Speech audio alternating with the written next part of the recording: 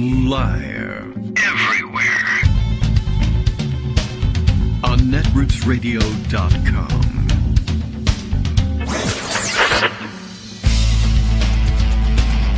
David Waldman. Kagro. In the morning. Now, here's David Waldman. Hey, good morning, everybody. How you doing? It is Thursday, December 15th, 2022. Is this the Ides of December?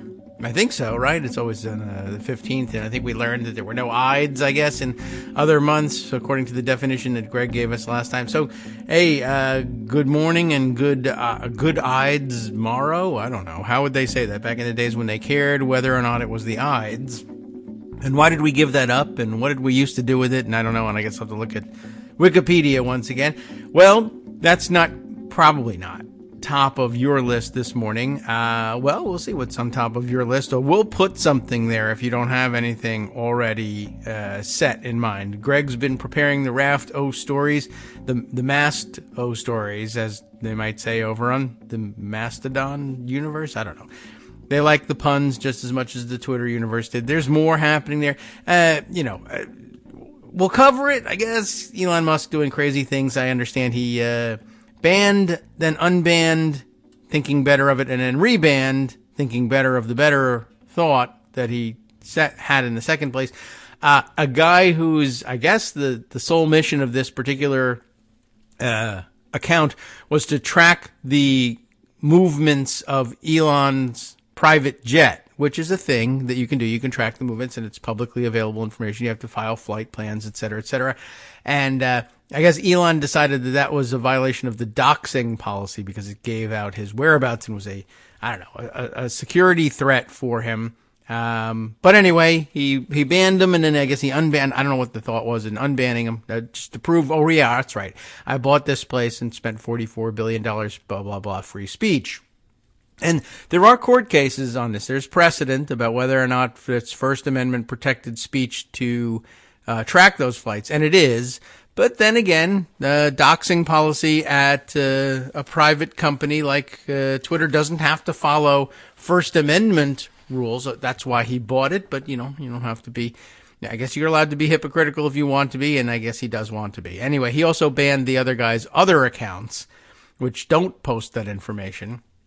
So anyway, that's just some interesting stuff that's out there, and I'm sure we'll review many of the stupid things that he's up to. Let's see, what other fun things did I see this morning? Well, resurgence in COVID. We'll have to talk a little bit about that too. Loudoun County remains over the 80 cases daily reports anyway. Over the 80 mark, which, holding steady, not so bad. Schools are closing next week for a rather extended winter break. It's a 2-week break, which I'm sure was already scheduled, but I think is well advised in the winters of the age of COVID. A good idea. And my problem with the high schooler this morning and the 2-hour delayed opening of school is solved as well, as they called it 7 or 6:30, 7 o'clock today to say that school was in fact canceled. Reason being, some amount of rain plus cold weather. And I don't know, around here they freak out that might lead to ice on the roads, and it frequently does. And I think, I had forgotten about it, sort of. I'm sure you could have brought it to memory pretty quickly. But I was reminded by the news radio on the alarm clock today, that, was it last year or the year before? I don't remember, but they made it sound like it was last year, that we had a similar storm come through and leave a little bit of ice, and left it on the roads. And Tim Kaine, right, got caught in traffic somewhere, and he had a 27-hour commute home or something. It was horrific nightmares. People were trapped on highway exit ramps that were blocked up by accidents and ice, and maybe they're sensitive to that. I see Greg has picked up on the other thing about speaking of issues here at home, and I guess has probably sent me the story. Yes, of the I was going to get to this too, and now I have a related reason to get to it. This is kind of interesting. The in Loudoun County, you may recall, of course, we made a big deal out of it, that Glenn Youngkin campaigned almost entirely on beating up on Loudoun County, and although I keep pointing out to everyone that he lost Loudoun County and by fairly significant numbers, and that Loudoun County is not a place that swung from blue to red because of this campaign, and people sort of needed to know that. Nonetheless, everyone is on edge in Loudoun County and looking for people to possibly to blame for the big story originally at the heart of the fight, not the COVID part of the fight, but the school safety part of the fight. And in fact, they have gotten around at this point to firing the school superintendent, which is an interesting story all by itself, and we can discuss that, and as well as indicting the school superintendent for a number of things. But I think what ended up happening, one of the things that Glenn Youngkin did right away, as soon as he got into office, was call for or assign a special prosecutor to prosecute the case here in Loudoun County. Not the rape case, that's been prosecuted, but rather the case against the school board and anybody else that they could find who made the parents who yelled at the school board meeting and struggled and fought with cops pay for throwing rowdy parents out of a school board meeting. That was deemed to be a crime. And what essentially the governor did was he assigned a special prosecutor and directed them to impanel a grand jury and indict these people. Basically, you may remember we read the executive order on the air, and it was, you will indict these people. You'll convene a grand jury for the purpose of finding these people and, likely guilty of a crime, indicting them and bringing them to trial, as opposed to have an investigation. The outcome of the investigation was predetermined right in the executive order. And I guess the direction probably was to find everybody that you could possibly find and indict them so that it looks like you're doing the most to crack down and make heads roll. So I think probably understandable, if not necessarily well advised, that the superintendent of schools might find themselves on the other end of this indictment. But there was another person indicted, and Greg has sent me this story. Good morning, Greg, by the way. How are you? And I wanted to give you the local angle on this thing, or maybe we could just dive into it.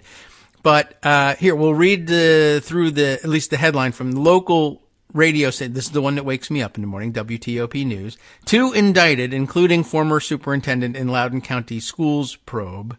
Rick Massimo reports for WTOP.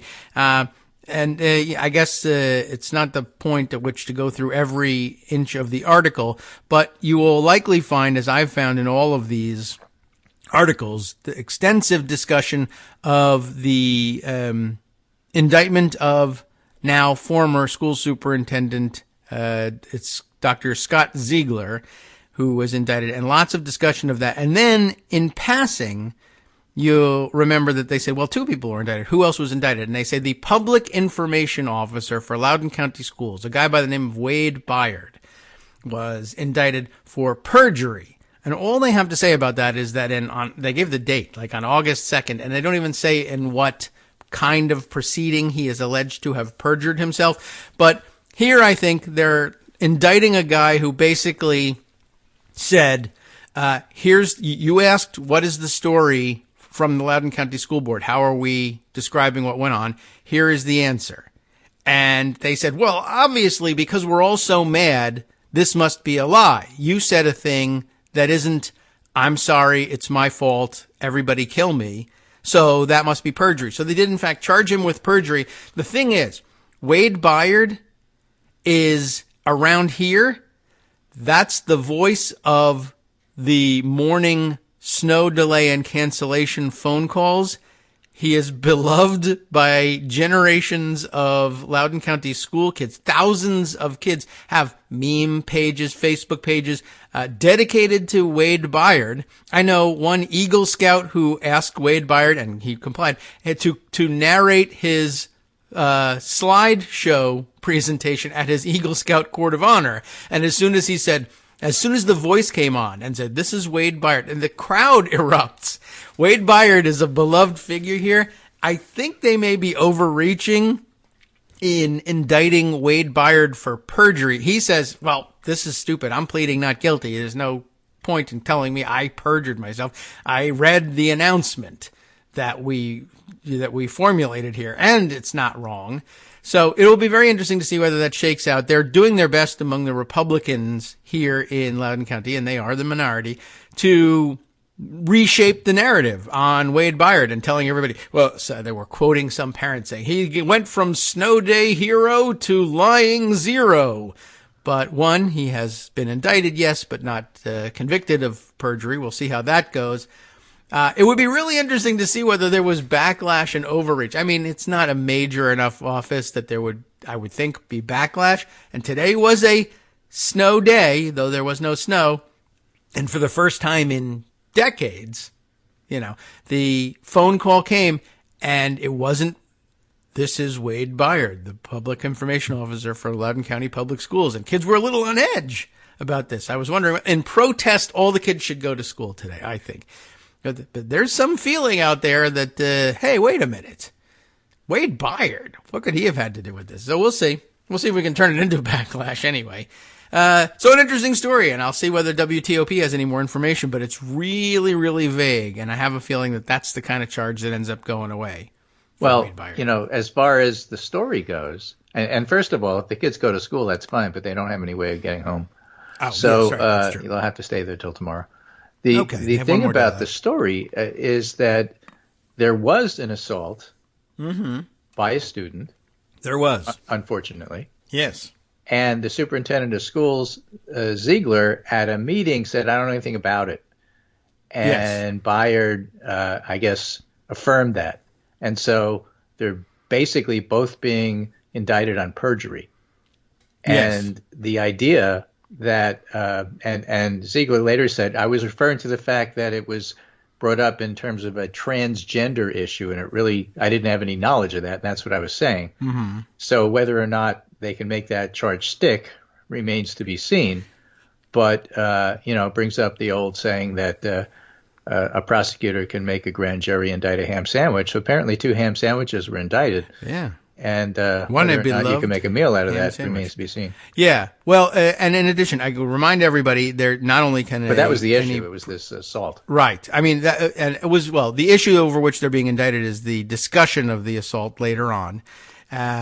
It doesn't have much to do with the assault itself. It really was an assault, and apparently it didn't really have anything real. to do with transgender. Yeah. And it was, I mean, there was all sorts of very weird details about it. And but yeah, essentially one, I thought Ziegler's explanation of it was, well, okay, I mean, it's not a good, I don't feel any better, but I understand where you're coming from. The Byard indictment really feels like, well, we're just trying to get anybody that we can and have a number of indictments. We can't come away with just one, because they're going to fire Ziegler, and then it's going to be kind of moot. By the way, because he hasn't been convicted of anything, he has been fired without cause, which means he's being paid while we are paying a interim supervisor instead, or as well. So it's costing twice as much, and now they have to justify it. But also, in addition to prosecutors being able to indict a ham sandwich, in this instance, the governor ordered the appointment of a special prosecutor whose job was the indictment of as many ham sandwiches as possible. So in addition to it always being easy, that was a foregone conclusion. The executive order demanded that this grand jury be convened and that they investigate the crime of da-da-da. So a foregone conclusion about what was going to happen. So those ham sandwiches were pre-ordered. That's what I'm saying. And Ziegler says, this is all partisan crap, and we'll fight this. And so, I just thought it was worthwhile mentioning. It is, and it's a big story here today because of the weather. So there you go. So I'm going to do some lightning round stuff I just found interesting. Now we really have to move. Yes. And, we have some other stories, but it's good that we covered that, because it's we just spent an time on interesting it story, and it all has to do with there was an assault in school, and Glenn Youngkin decided he was going to make it into a transgender woke issue, and wrote it to winning the governorship against who I thought was a relatively weak Democratic candidate, Terry McAuliffe. And now Glenn Youngkin is trying to ride his governorship into a presidential run. And it all comes down to this story. And so I think it's really important. And what happens if it turns out that Ziegler is acquitted? That will be interesting. That'll be a good question. I don't know. And it's a very interesting thing, and it's very Republican in its roots. Mostly like these people have gotten their minds that he's a liar and he's lying to them, and he's like, well, he's not doing himself any favors, but he's telling narrow truths that work. And they're like, well, we want to have a conviction for perjury anyway because we're so angry. And by the way, throw in another one for the other guy who said, I don't know, I was told to read this paper. So we'll see whether that falls apart. And at its core, it gets down to it started with weak on crime and then kind of morphed into also transgender woke. Yes. And so that's why, again, I think it's worthwhile. So this is changing topics a little. Yeah. All right. Not tremendously. This is YouGov America this morning. Tweeting, uncovered in the Twitter files was that people in the Biden campaign requested the removal of nude photographs of Hunter Biden, which is true. That's right. I recall that. In our new poll, 83% of Americans said nude photos posted of people without their consent ought to be removed from social media sites. Hey.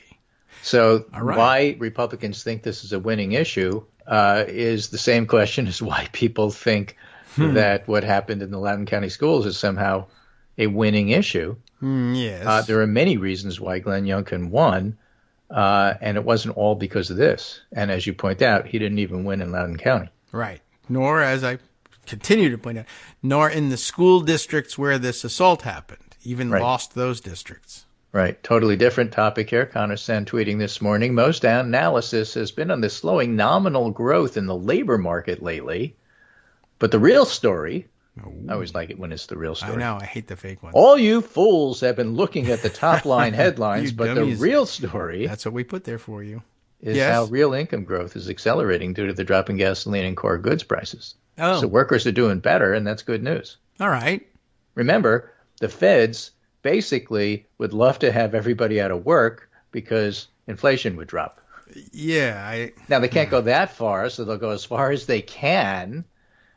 But the fact is, if workers are doing better, it's good for everybody. And then Wall Street starts panicking about, well, if everybody's employed, what does that mean? That's bad.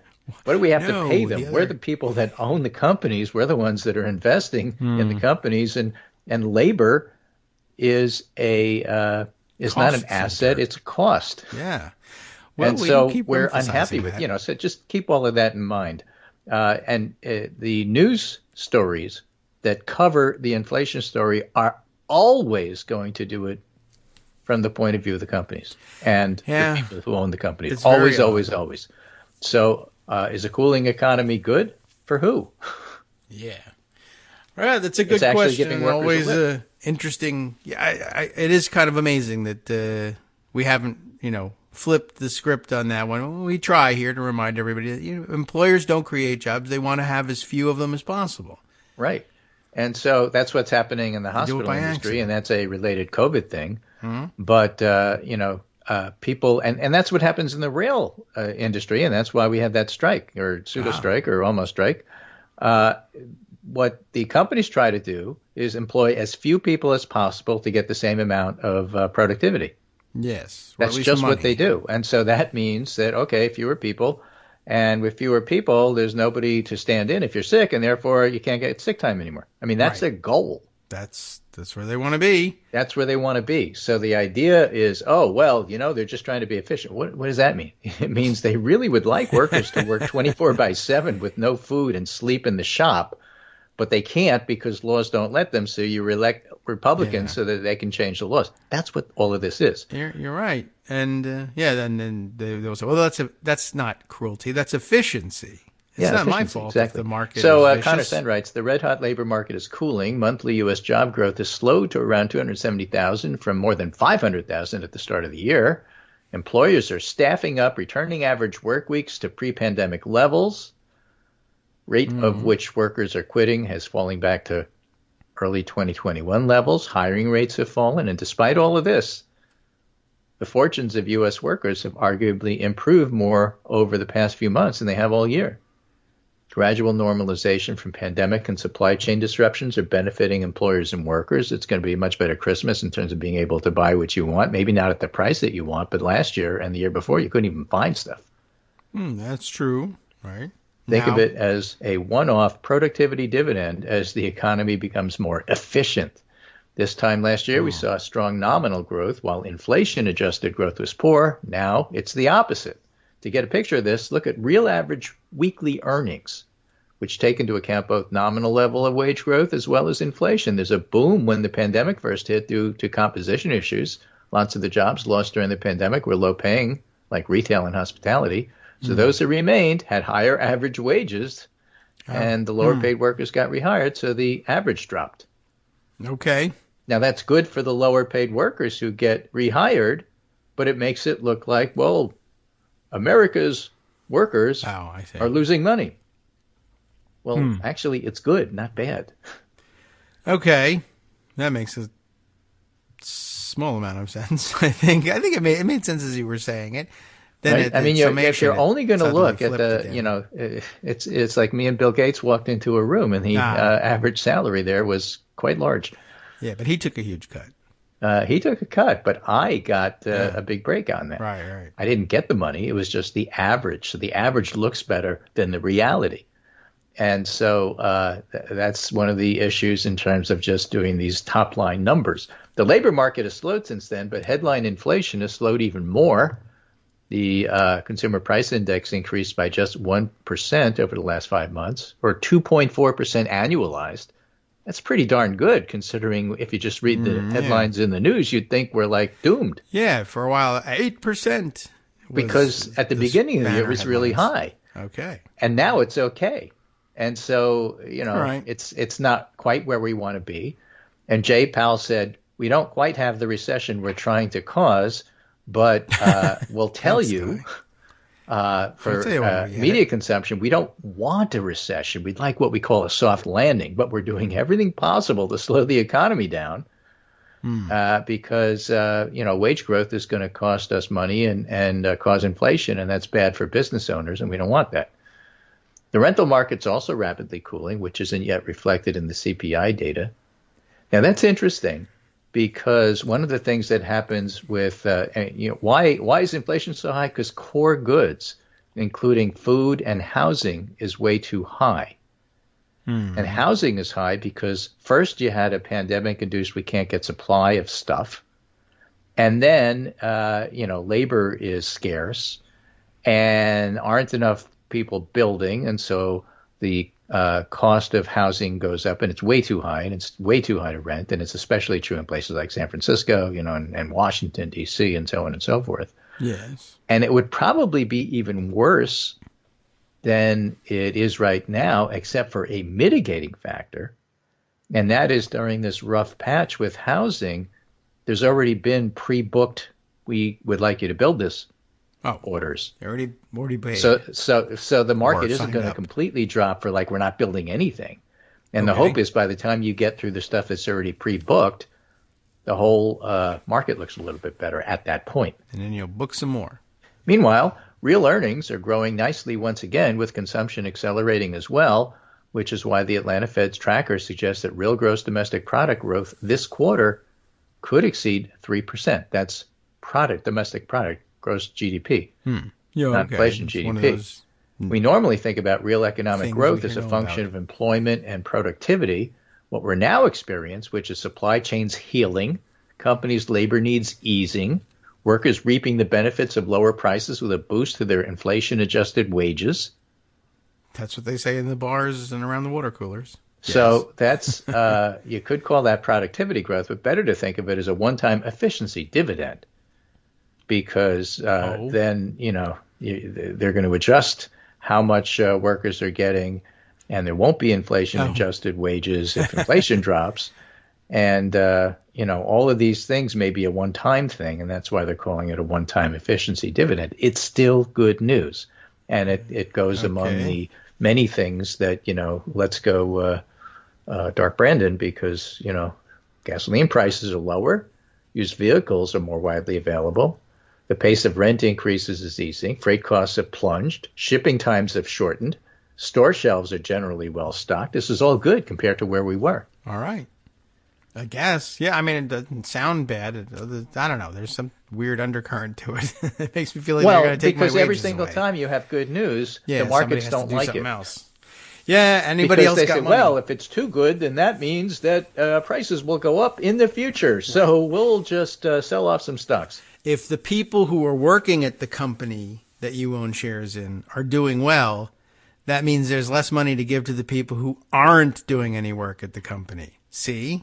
Yeah. That's terrible. Now, let me contrast that with what's going on, let's say, overseas. This is Reuters this morning. 1 in 6 people in Britain are worried about running out of food and more can't keep warm enough in their own homes, according to an official survey that also showed a widespread sense of social and economic failing.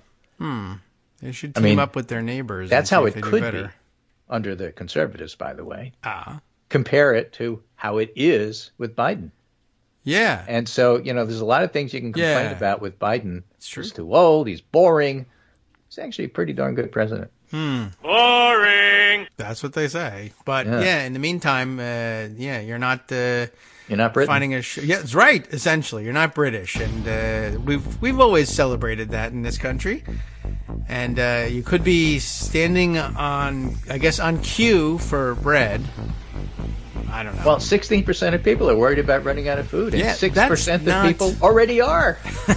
I mean, we have our problems with food insecurity here, but 16% of people worried about running out of food. That does seems extraordinarily high for Britain. Well, maybe they can pirate some from Spanish galleons. Hi, it's me, David Waldman, the same guy who was just talking to you a second ago. Our Patreon subscription drive is still going strong, with over 175 monthly donors who help keep us on the air. If we've helped keep you going during the pandemic, why not return the favor and help us keep going so we can all be together for the next disaster? Patreon.com, Patreon.com, makes it easy to make secure, recurring monthly contributions to support our show. Patreon.com/KagroX gets you straight to our donation page. Maybe you'd like to thank us for keeping you sane during the Trump era. Maybe you're looking forward to in-depth explanations of what's going on in the Biden administration. Whatever it is that keeps you listening, we need your help to keep bringing it to you. And hey, if you happen to prefer using PayPal or even the Square Cash app, we're up and running with those options too. Thanks again, everyone, for all your support. We literally could not do this without you.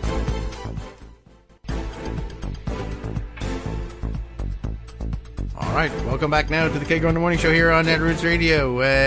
We don't have any more lost my job. Heinrich stories today of the household voice, but we were trying to figure out whether or not all the women were named Hedvig.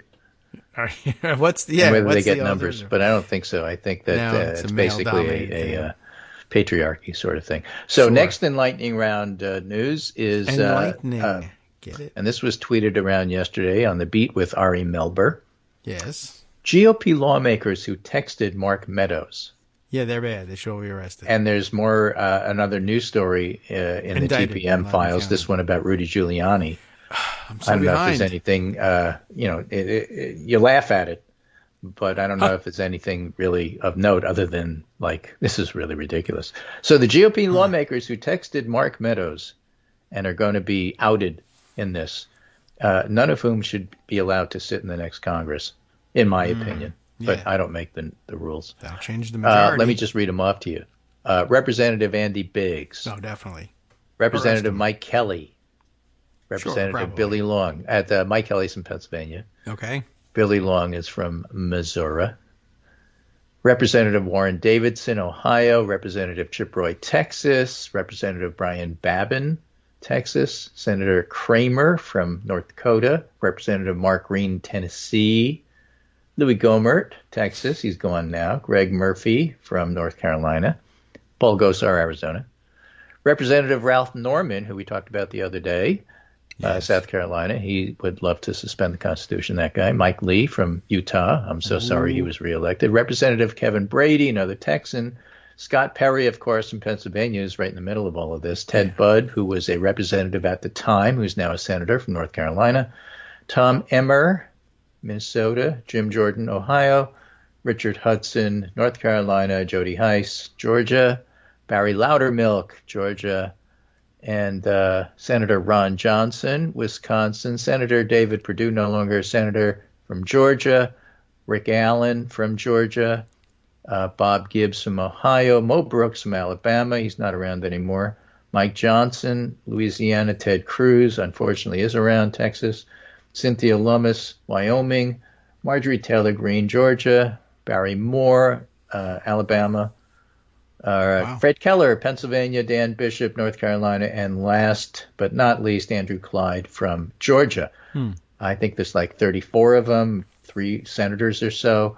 And I would love to see all of them not seated because they're insurrectionists. And there's the, 14th Amendment or whoever keeps track of those things. Heinrich, the 13th Amendment, the 14th. Right. So, those are the names. Look for those names in the coming days, especially given that on Monday, the January 6th committee has its last meeting and issues its report, and we find out about what's in that on Wednesday.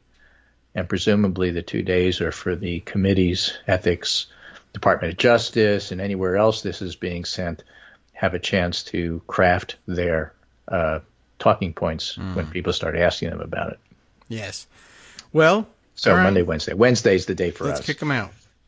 It'll be difficult to do with the Republican majority incoming to make that decision. Although, hey, if you can send fake electors and get away with it, although that's highly questionable. Well, I don't know whether that they're they'll going to get away with it. But so far, yes.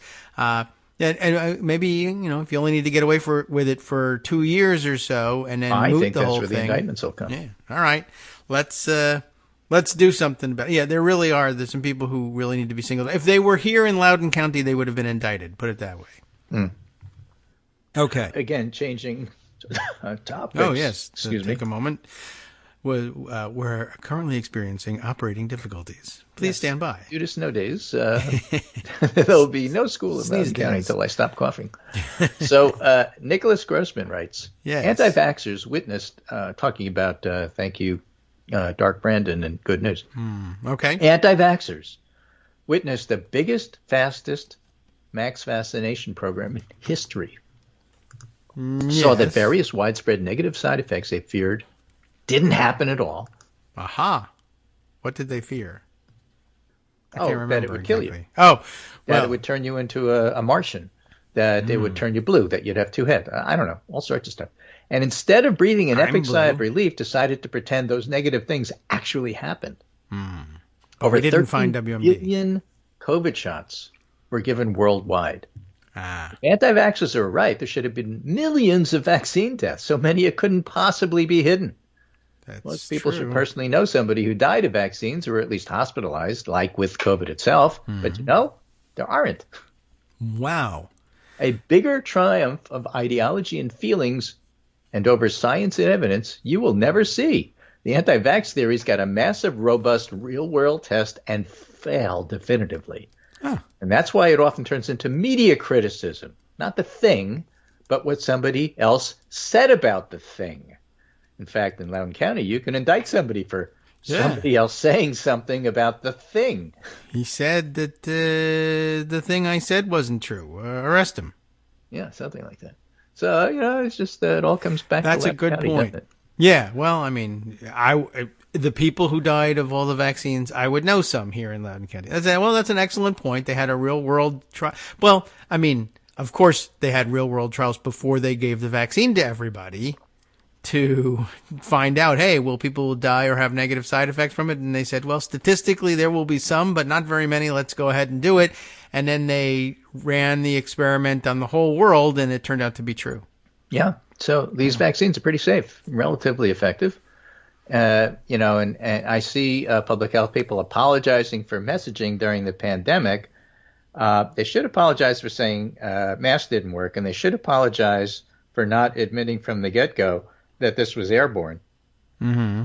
They're still working on that. No. What they are apologizing for is we weren't clear about vaccines. What we wanted to tell people is that they help you stay out of the hospital, but we never really meant to say they stop you from getting COVID. I don't think anybody ever said that.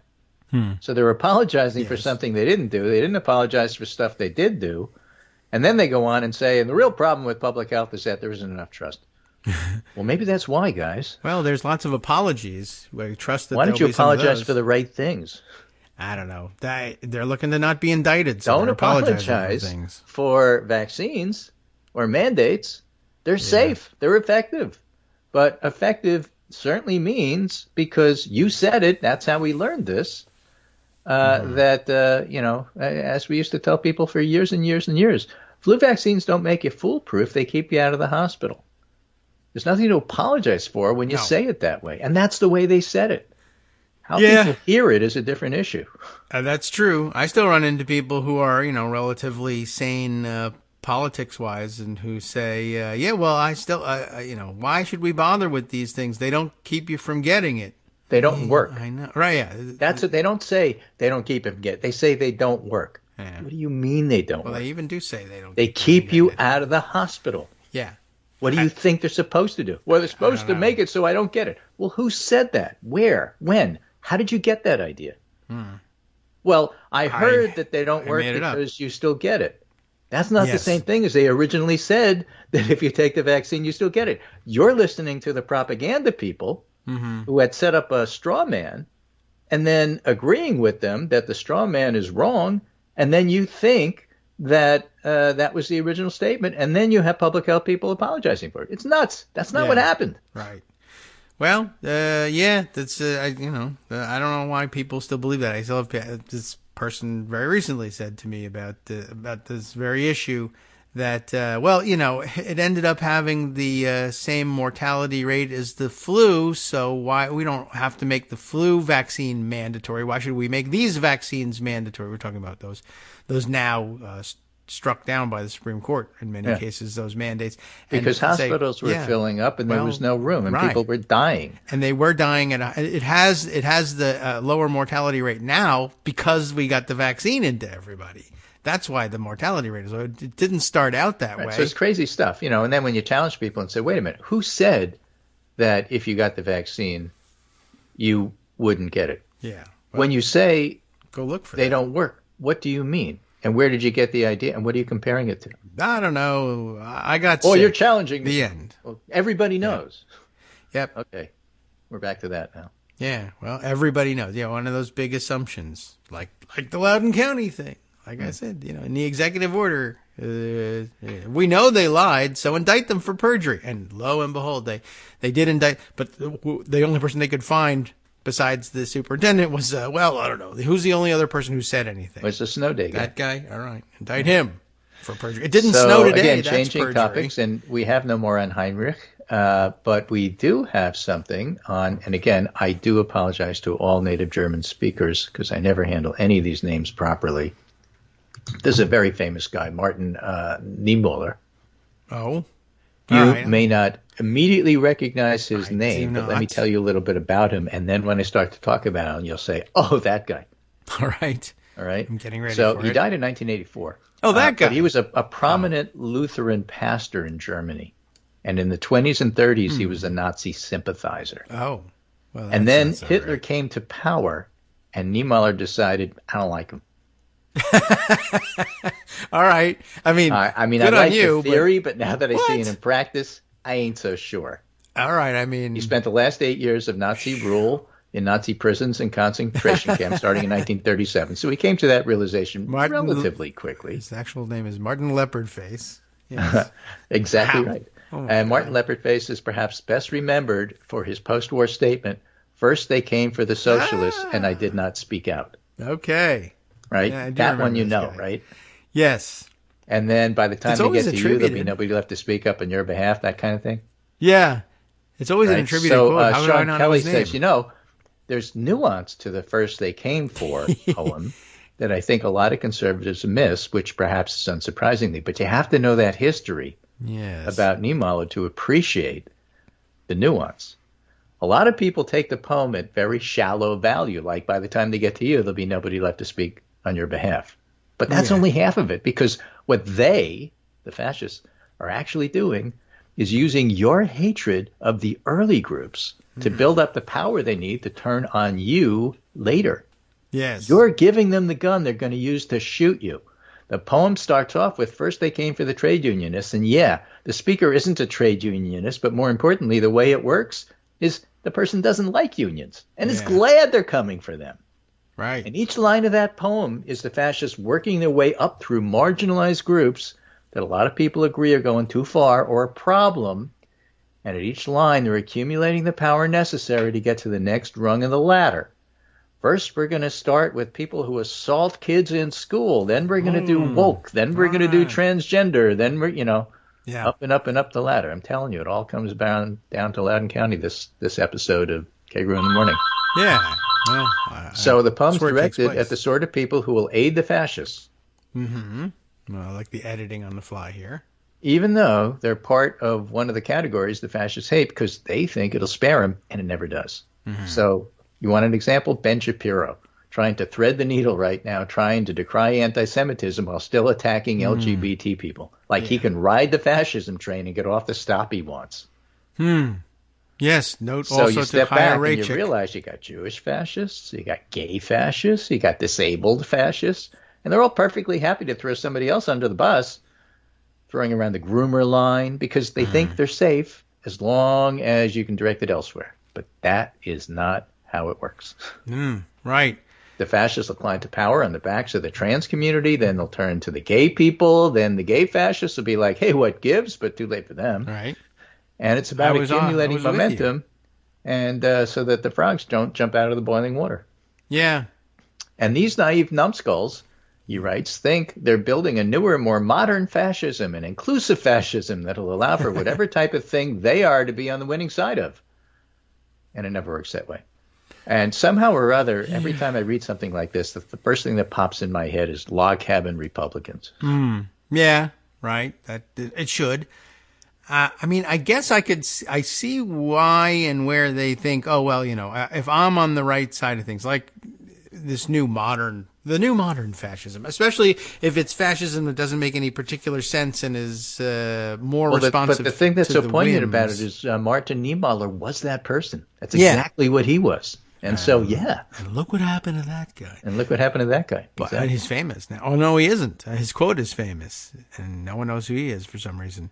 But I guess I could see where, like say for the Peter Thiel types, right? Who say, well, I don't worry so much about the ideology of fascism that I'm backing, because the ideology, at least at the moment, is really subject to the whim of one of its chief practitioners, Donald Trump, and he's easy to read and transactional. And if you do the things that he likes, he'll overlook the fact that you're one of the part of the out groups. Now, of course, one of the inexorable logic of all this is at some point they do come after your group and they don't need you because they've already gotten as much power as they could steal off of you from having your assent the first time. But also, it's not necessarily the case that it's going to be Mr. Easy to Read transactional guy at the head of the fascist party when they start coming for you, right? So you've done all these favors for Trump, and DeSantis kills the religious right and the Jerry Falwells of the world backing Israel at all costs, because that's where it's all going to start, and Armageddon's going to start there, and the Jews will be sacrificed, and that's the only way that we can move on to the next millennium.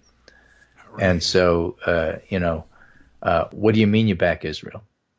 And that's where Donald Trump comes in now with, I'm more pro-Israel than anybody, and I don't understand why Jews don't see it. Well, perhaps they would like not to be wiped out as a people, as part of the deal.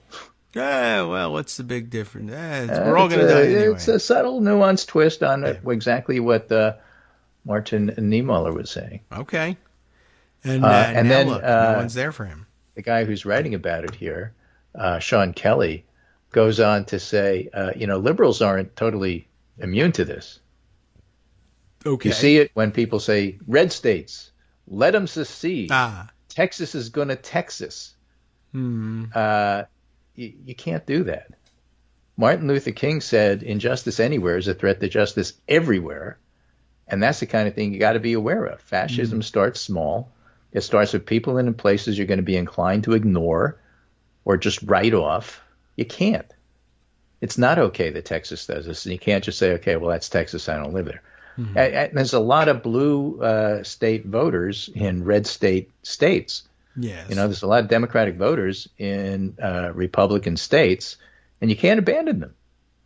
Yeah, you can think of it, if it helps generally. you, as, you can't abandon Austin, in all of Texas, or Madison in all of Wisconsin, because those are famous places, and at least you get a sense that there's a lot of people that live there, and yeah, I get that.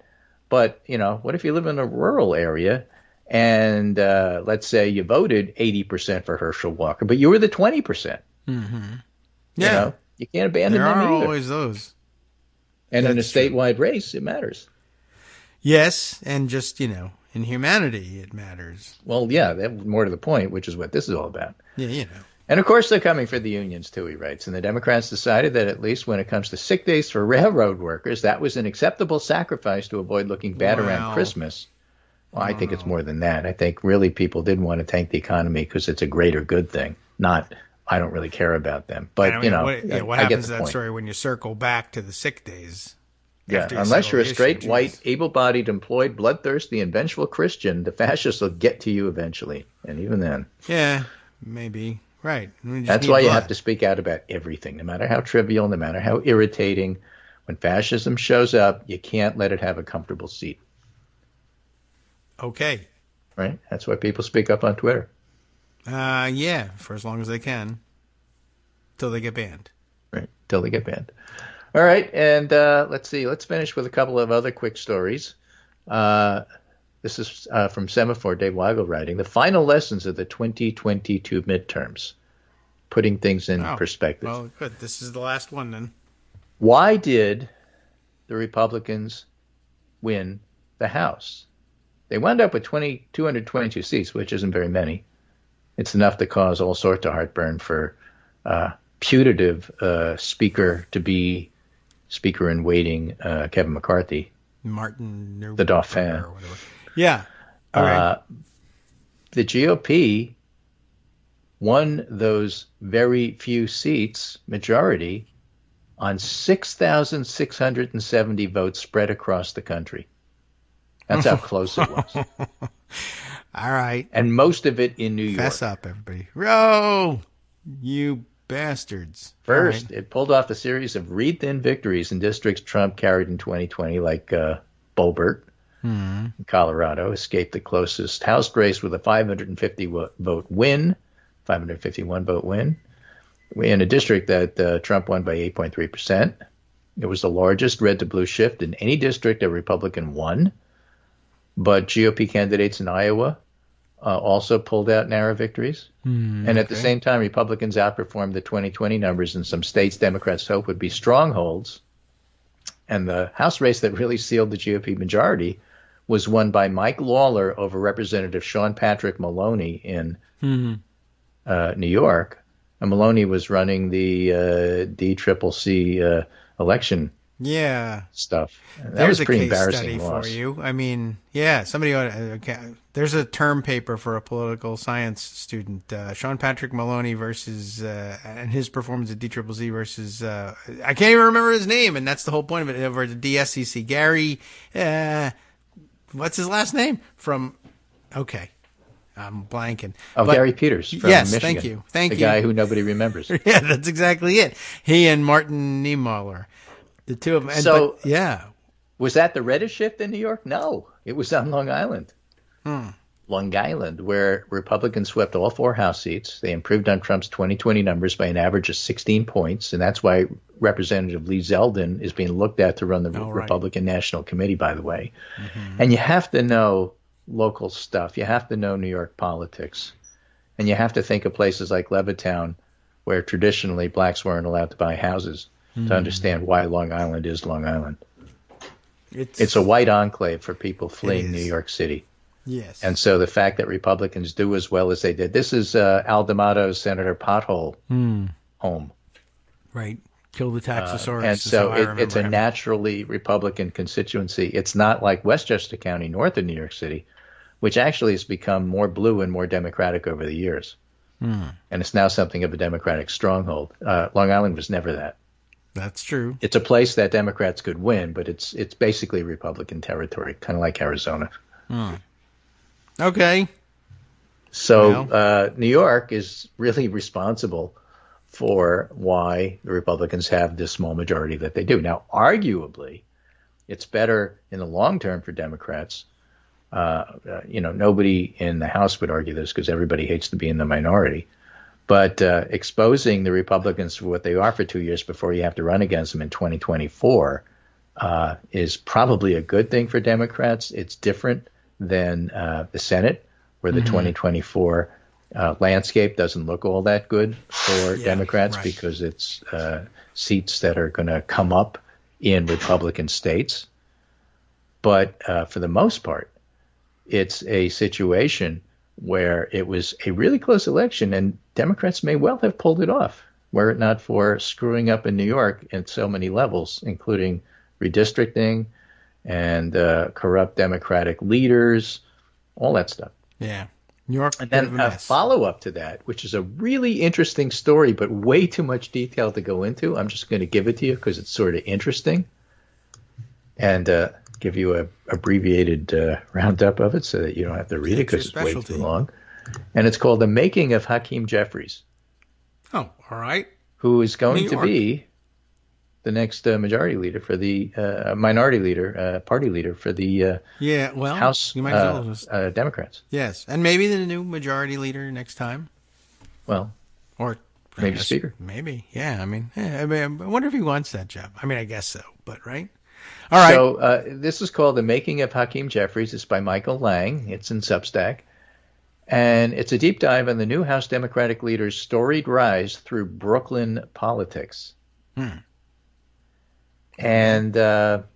it's a whole list of how he ran locally and who he ran against. You may remember Barack Obama ran against an incumbent and lost. Yes, way back. Way back in the beginning, and then had a storied rise. You don't always win your first series of races. Right. You're often running against incumbents, and the incumbents have the backing of the party bosses. Yes. In this case, a very infamous one, Brooklyn party boss Meade Esposito, would protect whoever Jeffries was running against. And so Jeffries made his way up through the ranks, actually battling some relatively corrupt Democratic bosses who no longer exist anymore. Yes. But in the process becomes the incumbent and then winds up supporting incumbents against other insurgents. This is a story that's repeated time after time after time. Yeah. Right? And so, for example, when AOC, Alexandria Ocasio-Cortez, ran against Joe Crowley, Hakeem Jeffries was backing Crowley. Yeah. I say this because, people sometimes say, well, why does Hakeem Jeffries have such a contentious relationship with House Democratic progressives relative to Nancy Pelosi, for example? And the answer is because to get to where he got to, he often ran against them and over them. Yeah. That's what that's what And happens. you don't always win. In other words, he backed Crowley and Crowley lost. Yeah. I mean, And so the real key is, Ocasio-Cortez didn't hold it against him, but other people do. And then what happened She's not bad is at that the stuff, vote I to gotta tell succeed you. Crowley as House Democratic Caucus chair Yeah. was contentious because Crowley was still presiding over the vote, and it was between Jeffries and California Representative Barbara Lee. Barbara Lee is loved by progressives. Yes. She was the lone vote against authorizing the use of military force in the wake of 9/11. Yep. That never gets you anything in the caucus. Sorry. Right, and it doesn't. And Lee lost. And so Just there's like bad Martha blood did. there that Jeffries will have to work on. He supported Elliot Engel over Jamal Bowman. I mean, just a number of situations where he went with the party middle of the road candidate. Yes.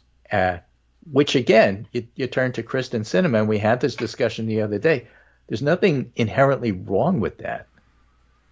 And sometimes you're doing it because you're in a leadership position or because it's an incumbent position. There's a whole variety. Or maybe you just personally don't like that person. Sometimes the person you ran against will still support you. Bowman supports Hakeem Jeffries, for example.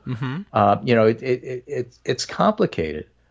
But sometimes the reasons why somebody likes or doesn't like something has nothing to do with the stuff that you're seeing on the surface. It all goes down to, well, how did you get here? Who did you run over?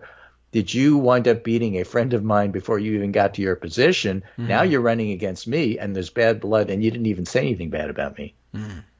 So there's a lot of that stuff going on, which matters a lot more when you're in the majority than it does when you're in the minority.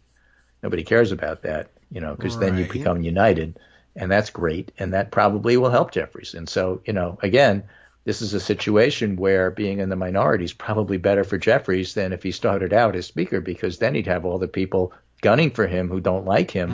Whereas when you're in the minority, you're sort of forced to be in the we have to be unanimous because they outnumber us kind of situation. So that'll help him get started. And then if he can make amends during those couple of years, it's good for him. I think so. This is very where are we reading here? Where do we start? So this is a fellow named Michael Lang, and it's like really, really, really long. And as you go through it, he warns you this is really long and really detailed. Oh boy! And so I'm just trying to summarize it for you because I think there's a lot of lessons to be learned here. I think so. And it's a topic we do cover from time to time whenever these leadership races come up, and we remind people that, money and allyship in campaigns matters a lot more than allyship in ideology when it comes to these things. It's going to be interesting to see how he does this. And if we do win back the House and he stands for Speaker, if the Republicans embarrass themselves this time around, you might see a real quick vote in favor of him, even from people who might oppose him otherwise. All right. Awesome story ending there, Greg. We'll see you next week. Thanks.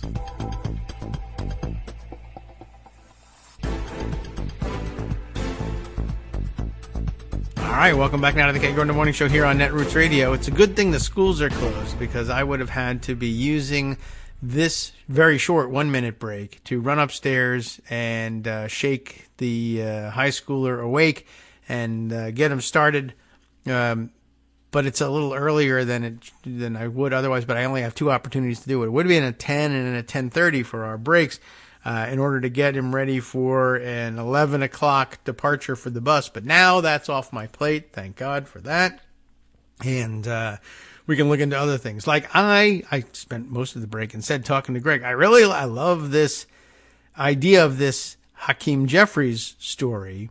It's everything I like to discuss about leadership races and how, as simplistic and as childish as sometimes these members of Congress can be about things, it's very interesting. I mean, it's considered a very, adult, responsible, grown up, and therefore, I don't know what, desirable in a politician to be that flexible to say, all right, I ran against this person last time. They beat me, but I bear them no ill will. They're now an established leader in the pecking order here in the Democratic caucus, and there's a vacancy at the top, and it's time for the leadership to shift one rung up the ladder. I'm not going to oppose them because they opposed me when I tried to jump on the ladder. I'm going to go along with the program here. I'm going to be a good Democrat. And so, there's 2 ways of viewing that. And I was sort of noticing that, like, for AOC herself, there was every reason for her to have taken that other path of saying, there are people who oppose me and oppose my friends or oppose the progressives that I support, and they are moving up the chain, and I got to oppose them because they opposed us down below. And a lot of progressives who sort of demand that of her and of other progressives. And in some cases they get what they want out of them, but in others, they don't. And AOC has been particularly, I think, adept at understanding the dynamics of things and saying, all right, the race that I wanted to win is over and we lost, and the person who beat the person I wanted to win did so in a fashion that I don't particularly appreciate, but now they're the Democratic XYZ office holder, and they're moving up the rung. And in order to present a united front for Democrats, it really would behoove us all to, to put those differences, those previous differences aside and say, move that person up for the sake of a unified Democratic Party moving together. And hopefully after I scratch their back in this, they'll scratch mine in policy, even though they very often end up flipping you the bird when it comes to policy time at the end. But you plug on in the hopes that one day you'll score one of those victories, and then she does. But at the same time, then you also have progressive grassroots folks saying that sort of behavior is sellout behavior, and it makes me angry, and I no longer support her as much as I did. Whereas others, now you have to hope for people who said, well, I don't like the way she's so brash and tosses tradition aside or runs against incumbents or is self-aggrandizing, sometimes people will say about her, or something like that. And then, so therefore, when she does do what we, what we might ordinarily consider the right thing to do, to put the differences aside for the sake of a unified front for Democrats, people think, well, I still won't support her because that's disingenuous, or she said she was for overthrowing the order, and now she says she's behind it, and I don't believe her. Or anyway, I think it's very interesting, and it's easy to see it in two different ways. One, as well, that's growth in the job. Now, of course, you would say that because you're a centrist that generally believes in preserving the pecking order, and now we want to overthrow that, or at least make it more flexible so that new blood can move up. And I'm sympathetic with that too. But yeah, as Greg's summary of the story was pointing out, it's kind of a tale as old as time. Is that the revolutionaries come up, and then they're accused of being counter-revolutionaries in the end when they do what the job is that they were gunning for in the first place. And I'm reminded of, let's say, what was the example that was, in fairly recent history? I was just, people who were big Howard Dean supporters who were frustrated during the primary season and afterwards at the lack of support among the local Democratic Party establishments for the Dean candidacy, and instead they coalesced behind other candidates and pushed, in the end, John Kerry into the nomination. And how could you do this? And look at all the energy that Howard Dean brings with him. And then the Howard Dean grassroots people actually took to heart the lessons that some of them learned along the way, that, you don't often win right out of the gate, but maybe a thing to do. Now that you see, for instance, that the rules, that you described as rigged before the day that when Donald Trump started to describe them as rigged, the rules that you described as rigged because, you lost under them, or you didn't know what they were ahead of time, but the establishment people knew the rules and were able to use the rules to direct things in the way they wanted them to go. Well, they knew the rules because they had been hanging around long enough to know the rules, or in some cases had written the rules, I suppose. Now, in many cases, they had written those rules as reformers. Perhaps they were Watergate baby types who came in and found the then Democratic establishment too stale and ossified and organized against them, and they rewrote the rules as reformers to make it possible for younger blood to come up. And then they, stayed in position because they had reformed the party and things were going well. I mean, at least from their local perspective. And then 10 years, 20 years goes by, and then the next set of revolutionaries come by. Now, along the way, there was one before them, and I guess you could point to the story of Jesse Jackson and the Rainbow Coalition. Not quite as successful, I don't think, long-term in terms of leaving behind people who, in local party apparatus, who identified as I'm here to vindicate the Jesse Jackson Rainbow Coalition in the same way that there are others who very quickly garnered positions of power inside local Democratic apparatus as Howard Dean activists and identified as Howard Dean activists, but very much the same dynamic, I think. Anyway, whether they were displacing Watergate baby era or Rainbow Coalition era Democratic operatives on a local level, the Howard Dean people said, all right, well, I see how the rules were used to defeat me this time, and I see how with preparation, understanding, and organization, I can reverse that later on. And that was largely, I think, largely not because of me, but because of people like me who, but there was, I think, a bigger movement, and it was internet based. I think it was largely internet and blogging, that enabled this, that you could talk to one another among the grassroots, and people who had an understanding of the rules could lay out, well, here's why you lost. It's not because it was rigged and the old people hate you, so much as, well, if you understand the rules and how to prepare ahead of time, and how the question that you're voting on in committee today has groundwork laid for it that's a year or more old, and if you can prepare ahead of time for the next time around, it's frustrating to wait for the next year, 2 years, 4 years to try and get what you wanted the first time, but you can prepare for it next time and bring people to the local county committee and outvote the people who have been showing up out of habit, and then change things that it could really happen. And then those lessons got read about online and absorbed and taken to it. And the Dean people, though they were defeated in nominating Howard Dean, did in fact take over a lot of local Democratic offices and organizing seats, and put themselves in place and say, well, we're going to implement things like the 50-state strategy and all sorts of approaches. And then very shortly after that, I watched unfold the Bernie Sanders situation, in which Bernie Sanders supporting Democratic activists said, hey, this whole thing is rigged against us, and they're using the rules against us, and it's unfair, and they should be more open, and they should have new, younger blood, even though, Bernie wasn't a young guy, but, he attracted the attention of a lot of younger people who were perhaps brought into politics for the first time, and that's all very exciting, and not all of them were connected with Bernie Sanders necessarily, but we watched that happen.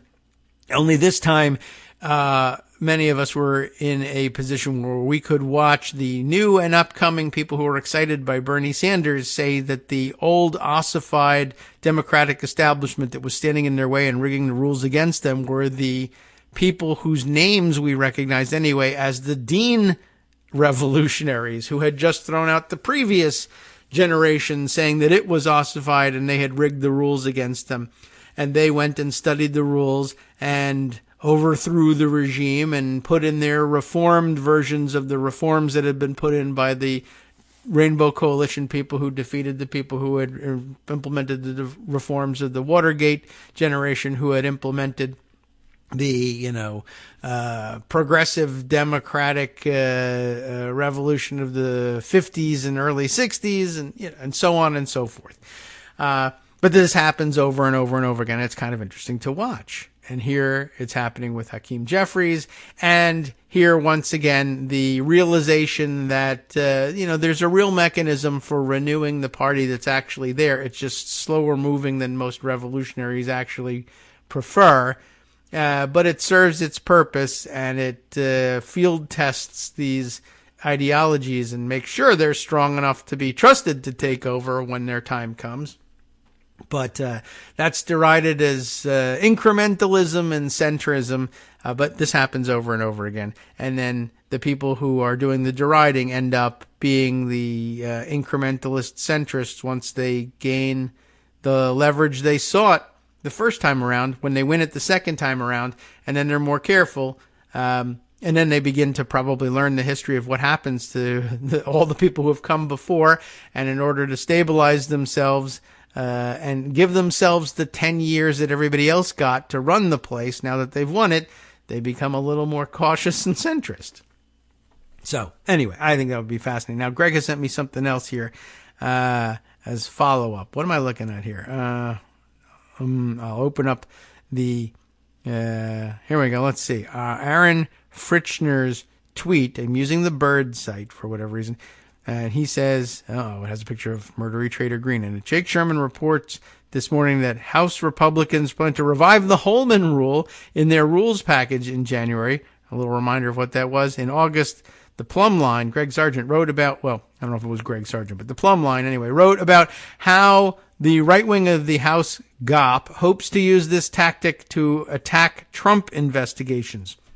I think this was the old rule about being able to single out people and personnel inside the executive branch administration for targeting, for getting rid of them, being able to fire them from the legislative branch. So let's take a look over there. It's probably worth having a look. It is Greg Sargent himself doing the work here in the Plum Line, which sometimes gets handed over to Paul Waldman and others. Trump's latest eruption underscores the danger of a GOP house. And then, once again, the picture of the annoying weirdo Murdery Trader Green. Donald Trump spent the weekend raging at the FBI for searching his Mar-a-Lago resort. No, this is, this goes, I was like, he did? This is back in August when he was raging about this. That makes sense. So let me just jump back and see what's the context that we're going back to. I guess that the fact that they are including it, and I guess this is the explanation of the Holman Rule in this. But as I recall, the story was, let's see if we can skip down, was that they wanted the ability from inside the legislative branch to use appropriations bills to target people in the executive branch that they wanted to deplatform, essentially, and cancel, because they love cancel culture so much. Let's see, right, so there was the defunding of the FBI nonsense that they were promoting after the search of Mar-a-Lago. Here we are. But is it Don Beyer doing the talking here? Let's see. Yep. Beyer points out that a GOP House majority could reinstate the so-called Holman Rule. This obscure rule, which Republicans revived last time they held the majority, it's not so ancient, until the Democratic majority ended it, would allow Republicans to use spending bills to try to slash the salary of specific federal officials or eliminate blocks of federal employees and thus specific programs. In a little noticed aside, Andy Biggs was the one who recently floated this idea without detail. That was back in August anyway. So it's easy to see this rule being used as a mechanism to try to eliminate Garland's salary, for instance, Merrick Garland's salary, or the salaries of FBI officials overseeing an investigation involving Trump. Or, if this happens, Justice Department officials prosecuting him. Republicans could also attempt to defund any investigations into Trump, or even defund probes and prosecutions relating to the January 6th attack. They could do this without the more improbable act of defunding the whole FBI.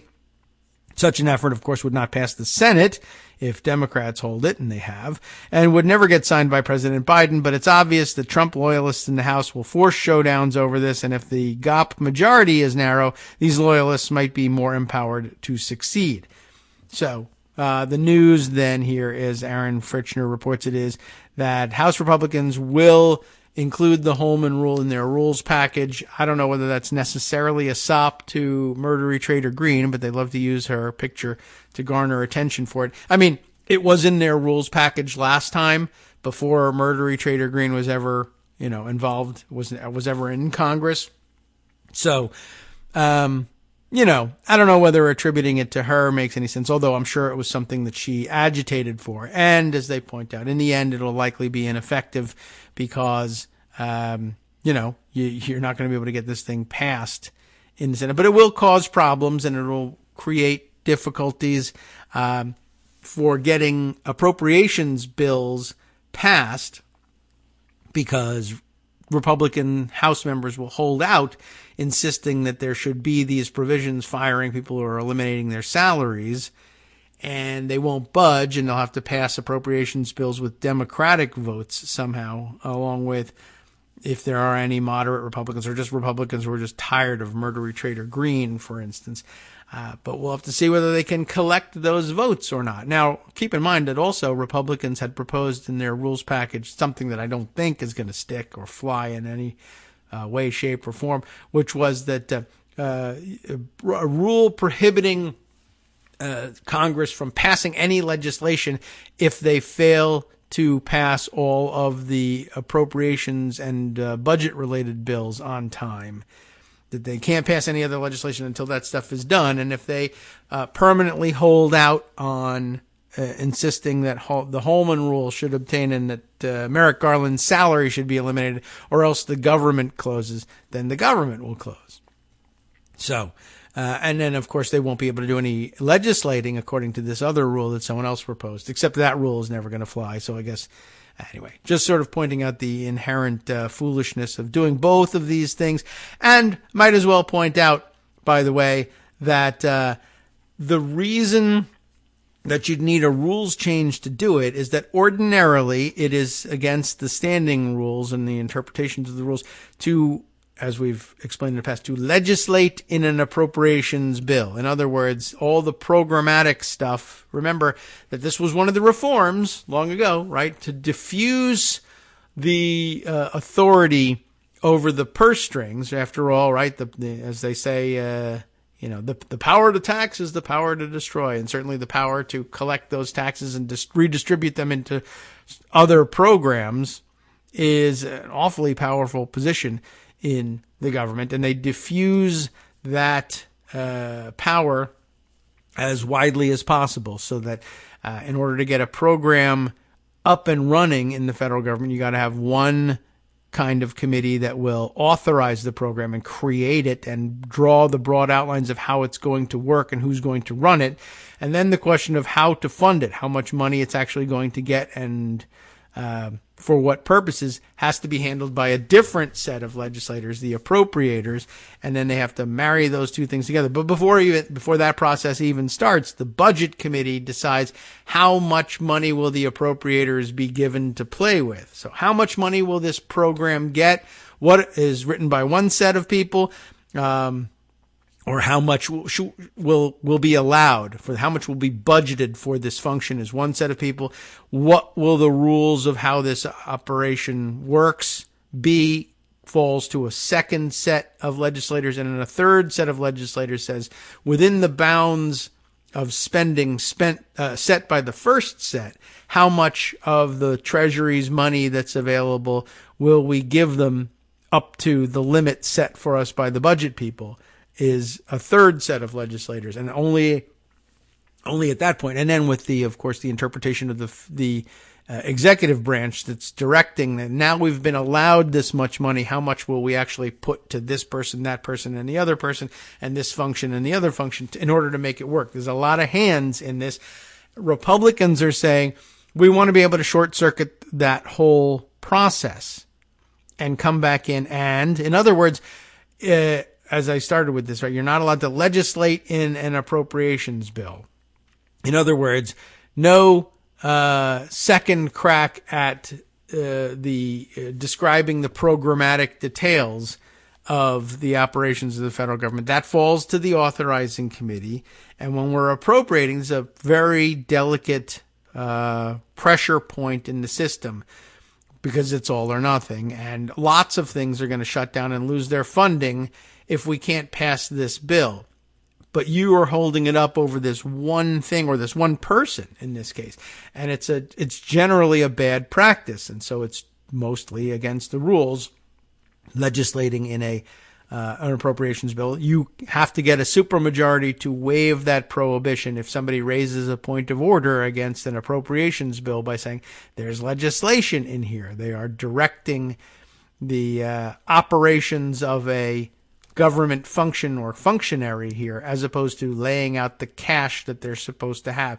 You can lower the amount that's available for that department, but to get into the details of it, that's in many cases would be considered legislating in an appropriations bill and is against the rules. So I point that out only to say that every time, for instance, Republicans complain under a Democratic majority, they're using reconciliation. That's breaking the rules, or they're going to have a carve out in the filibuster, and they're breaking the rules in order to get their unpopular bill passed. And okay, yeah, I mean, I guess that's a legitimate gripe.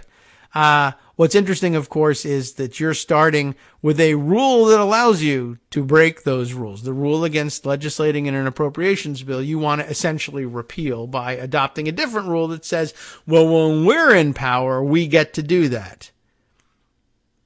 But these are, of course, the same people that think that reconciliation, which is a rule that's been adopted on a bipartisan basis and is a standing rule that exists no matter which party is in control, that's somehow an outrage and a perversion of the democratic process. But adopting a rule that allows you to break the standing rules that apply no matter which party is in power, if Republicans are in power, that's a fair game. So I'm just pointing that out. I know it's kind of complex, but that's what we do here on the Kagro in the Morning Show. All right, what other things do? We remind you of other things that I've put in pocket. Like, for instance, I don't know. Which ones shall we add? Mark Meadows. Since he's so much in the news, I thought I would bring up this other bit of news for which he is becoming increasingly infamous, in addition to all the texts, which I really would like to revisit.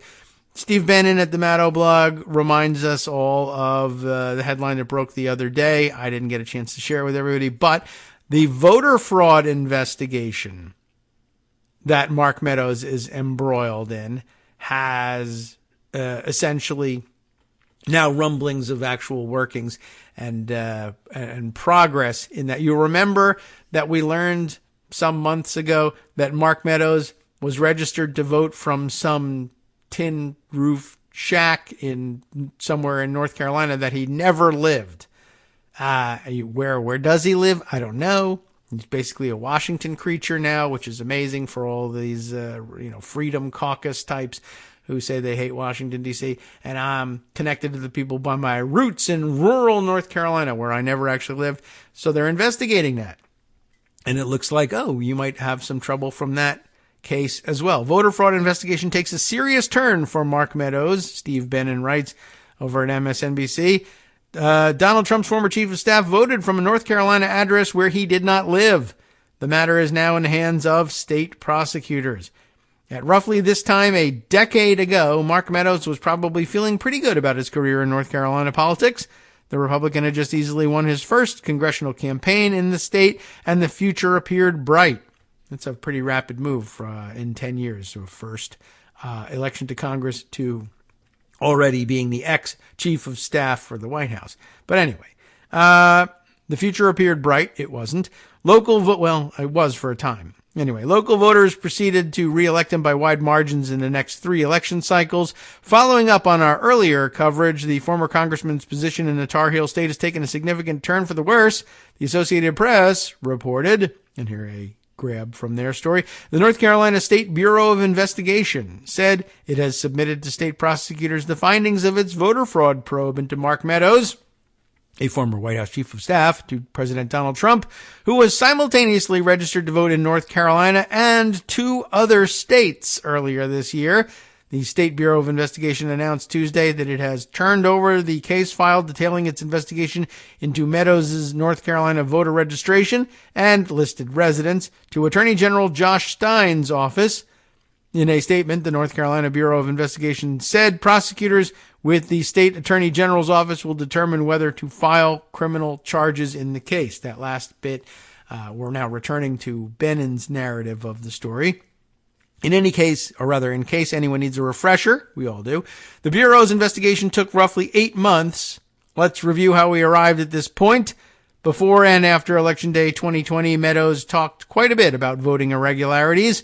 Like so many members of Donald Trump's team, the Republican was heavily invested in the demonstrably false idea that there was widespread fraud.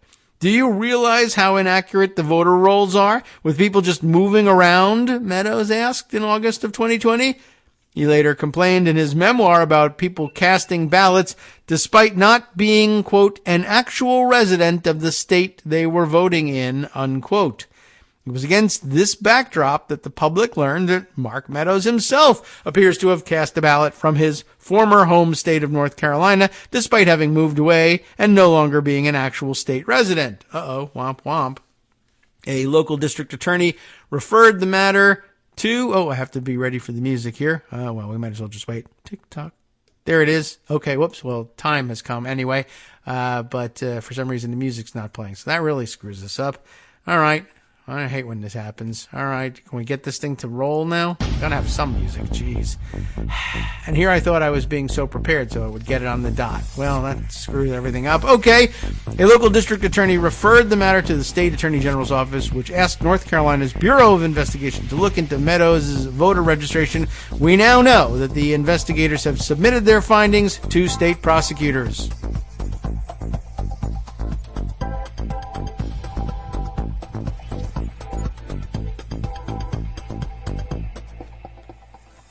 Hi, I'm Scott Anderson, the guy that writes the daily summary for this show, Kagro in the Morning. Thank you to everyone that supports this show.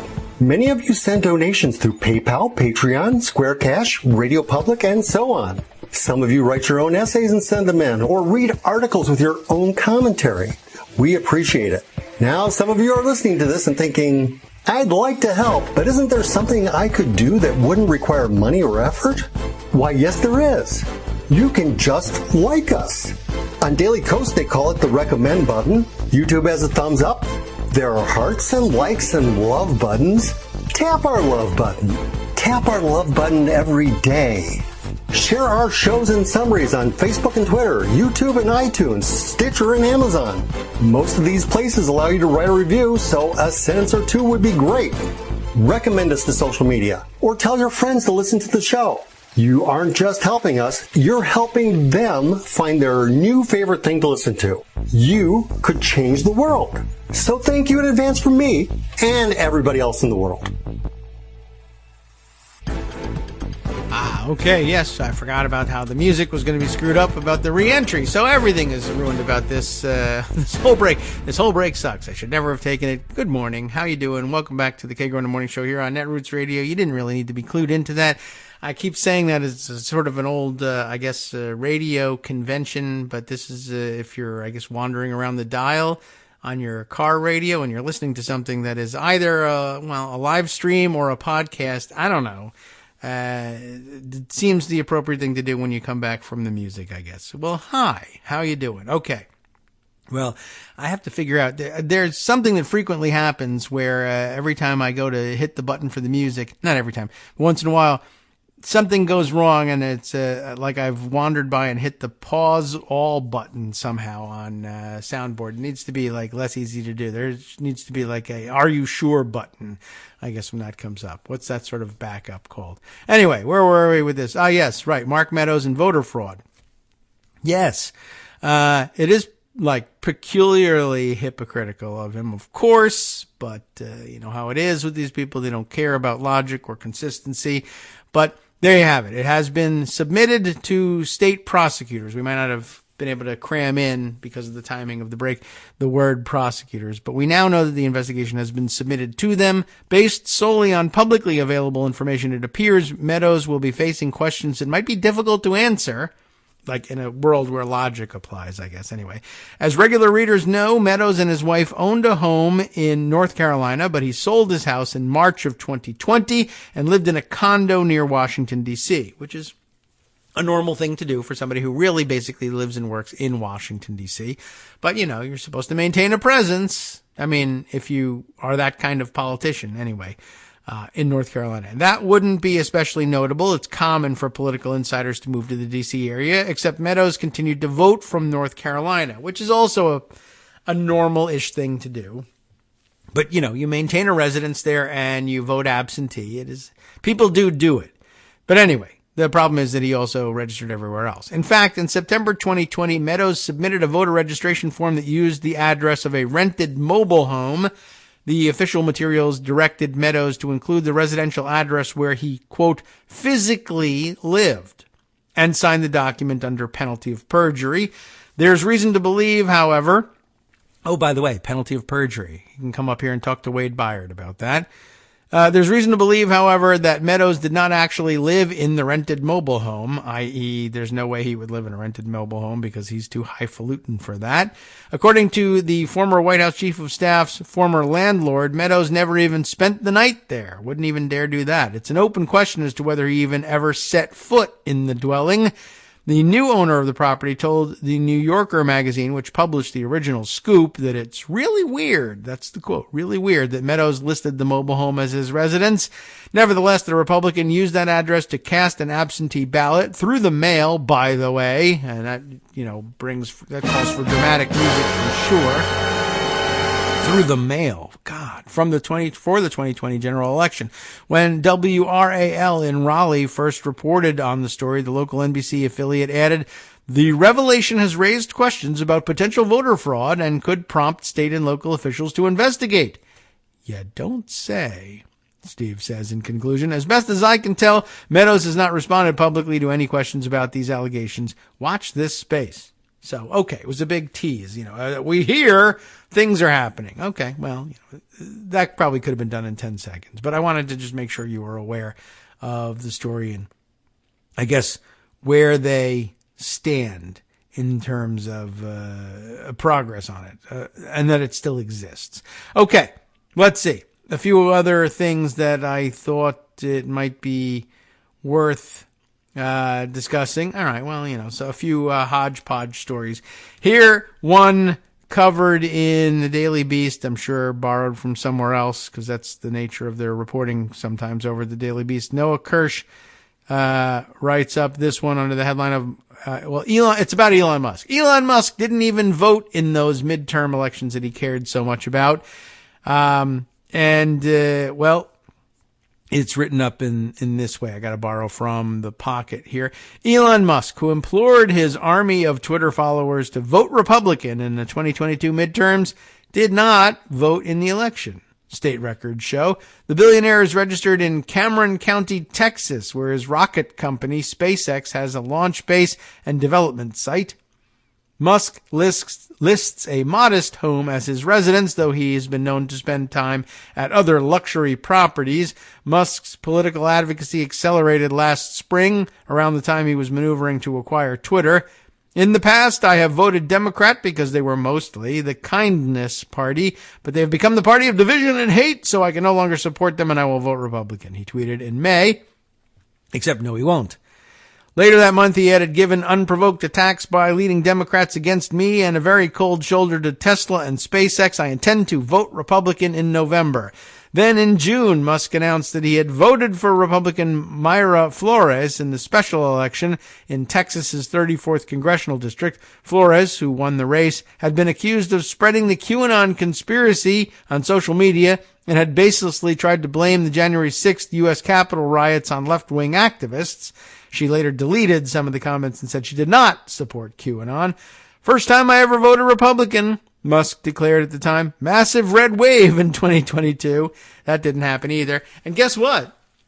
It doesn't happen if you say massive red wave and I'm going to vote Republican from now on and I changing my mind and I urge you to do it too. And then you don't do it. Guess what happens to your wave? Anyway, he tried again to rally support for the GOP before the November elections. Shared power curbs the worst excesses of both parties. Therefore, I recommend voting for a Republican Congress, given that the presidency is Democratic. He tweeted on November 7th. Musk has separately insisted that he identifies as a centrist who supports the left half of the Republican Party and the right half of the Democratic Party. Ultimately, Republicans narrowly recaptured the House, failing to deliver the forecasted red wave. Flores lost her re-election bid by more than 10,000 votes.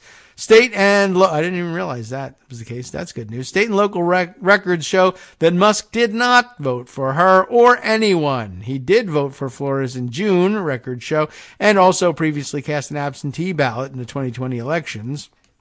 Based on your records, our records, we do not have any indication that Mr. Musk participated in the November 2022 election in Cameron County. The county's election administrator told the Daily Beast. The official added that Musk could not have voted in another county since that would have triggered the cancellation of his initial registration. An official, well, at least in Texas anyway, an official in the Texas Secretary of State's office confirmed that Musk is only registered to vote in Cameron County, noting that any changes would show up in state databases. The office's records also showed that Musk did not vote in the midterms. Well, yeah, of course. That's what I say it as though that was something else and something new. That's what we're talking about, the midterms. Anyway, that doesn't mean the billionaire has been politically neutral. Shortly after acquiring Twitter in late October, he tweeted, then deleted, a link to a fringe conspiracy about the violent attack on Nancy Pelosi's husband. More recently, Musk released internal Twitter documents in a spectacle dubbed the Twitter Files, which purportedly showed a conspiratorial effort by the platform's staffers to suppress information about Hunter Biden's laptop prior to the 2020 election. More realistically, the documents showed that Twitter's employees were conflicted about how to address the story, which many believed may have been ginned up as an act of foreign electoral interference. Yoel Roth, Twitter's former head of trust and safety, has acknowledged it was a mistake to censor the allegations. Musk has continuously engaged with right-wing Twitter users in recent weeks, and if there were lingering doubts about his political leanings, on December 11th, he attacked Anthony Fauci, director of the National Institute of Allergy and Infectious Diseases, who helped steer the country's response to the COVID-19 pandemic. Right, the whole my pronouns dumb joke there. The billionaire did not immediately respond to a request for comment on his voting record. But anyway, there you have it. Just sort of pointing out, for all his complaining and all his insisting that he was going to vote and that there would therefore be a red wave, he didn't do it, and there was not a red wave. And, you know, you're basically going to have to put your vote behind your threats if you want anybody to take you seriously. Okay. With an eye towards keeping a couple of the other longer form things available for the Friday show, I thought I might read some of these other stories instead and add them to our collection for the day. If not exactly lightning round or enlightening in any way, we still have, these things will happen. We will read these stories. This one from Yahoo News, which says it's an exclusive. We'll see about that. I don't know. We'll take their word for it. An Intel analyst tried to prevent the January 6th attack, but DHS failed to act, which is a pretty amazing thing all by itself. Before I even read the story, I mean, I think a lot of you probably have heard the story, and I think a lot of you could understand the story that, you know, somebody somewhere was taking the very open and frank discussion of plans for an insurrection like this on January 6th ahead of time on social media. Plus, of course, Donald Trump himself tweeting the whole thing, will be wild kind of thing. But who knows what that's supposed to mean. But essentially, you could see somebody trying to convince people that chatter on social media means something and that you should be ready for it, I guess. And then see them saying, yeah, but, or, people talk about stuff on social media all the time, et cetera, et cetera. But it's particularly poignant, I think, because, of course, right, an Intel analyst finds it, right? And DHS fails to act. Why do we have a Department of Homeland Security? I mean, not like, oh, they're all useless if they won't do anything. That too. But more along the lines of, why did we the Department of Homeland Security hasn't been around that long. It's within the, political memory, the lives of most of us listening to the show, right? And you may recall, if you were politically aware early enough, you'll recall that the Department of Homeland Security is an outgrowth of the failures of intelligence and action based on intelligence following the 9/11 attacks, right? The big problem was, several people spotted chatter, not in social media, because we didn't have it in the same form that we have now, but there was chatter that was the terminology that they used among activists and operatives of the international Islamic terrorist organizations, such as they are, about 9/11, and that should have set off alarm bells. And analysts tried to raise the alarm so that we could do something to prevent something catastrophic from happening. But, the intelligence operatives were too widely distributed, which was probably, part of a reform at some point. And they couldn't communicate with one another, and they just somehow, the messaging wasn't coordinated. And it seemed like maybe the reason that they raised alarms, and there are records of them raising the alarms, but nothing was done about it, was that the decision making didn't coordinate all of the messaging well enough and didn't bring it to a centralized location, and no one agency felt responsible. And so there was the creation of the Department of Homeland Security and the fusion centers, right? And the reference to what we now call the intelligence community. It was always an intelligence community, but now there's, cross departmental and cross-disciplinary intelligence sharing, all with the idea in mind that next time such warning messages come up, bubbling up through the lower bureaucracy, it won't be missed. And we should spend billions upon billions of dollars in creating new mechanisms to make sure that they're not. And then they were. So, maybe we're just not going to be able to do, maybe it's just too much and it's never going to work. But, anyway, Jenna Winter, the investigative correspondent at Yahoo News, I guess they very frequently aggregate news from elsewhere. But it looks like it's their own original Yahoo News, is the byline on this. Jenna Winter describes it this way. Let's go. On December 20th, 2020, I'm sure I got on the air and said, it's December 20th, 2020. Go buy a lottery ticket. But this other person said something different. A 21-year-old intelligence analyst, and they may have been ignored because they were 21, went online to search for local Washington, D.C. fishing holes. Is that right? And stumbled upon a blueprint of a plot to storm the Capitol. That seems unusual. And execute members of Congress and law enforcement officers to prevent the certification of electoral votes to make Joe Biden the next president. I was looking for fishing holes. Found this. That's odd. The domestic terrorism analyst with the Department of Homeland Security saw a link to a website where people, quote, actively at that moment were discussing the commission of acts of terroristic violence and the violent overthrow of the government of the United States, according to the analyst's written account later provided to investigators. And I'm sure, that must have been alarming, but then also people were like, well, let me get this here. Well, first of all, you're 21. Are you sure that's what it said? I can read, even though I'm 21. And how did you find this? Well, I was looking for fishing holes. Really? Did you mean that? Fishing holes, places to go fishing? I don't know. Whatever it was. I mean, you could see people saying, so you just found this because you were, if you were at work and you were looking for terrorism warnings and you found these, I guess I'd feel bad. I don't know what the excuse is supposed to be. It sounds weird.